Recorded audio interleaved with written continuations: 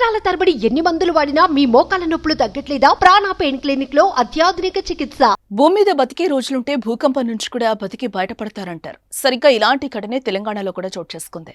ఓవైపు రైలు వస్తుండగా పట్టాలు దాటే ప్రయత్నం చేసిందో మహిళ. రైలు వచ్చేస్తుందనే కంగారులో పట్టు తప్పి పట్టాలపై పడిపోయింది. ఇంతలో ట్రైన్ దగ్గరికి రావడంతో సమయస్ఫూర్తితో వ్యవహరించి అలాగే కదలకుండా పడుకుండిపోయింది. దీంతో ట్రైన్ ఆమె పైనుంచి పోయినా ప్రాణాలు కాపాడుకోగలిగింది.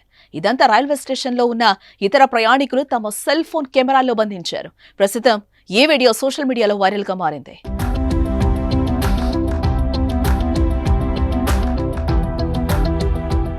తెలంగాణలోని వికారాబాద్ జిల్లా నావన్గి రైల్వే స్టేషన్లో ఈ ఘటన చోటు చేసుకుంది.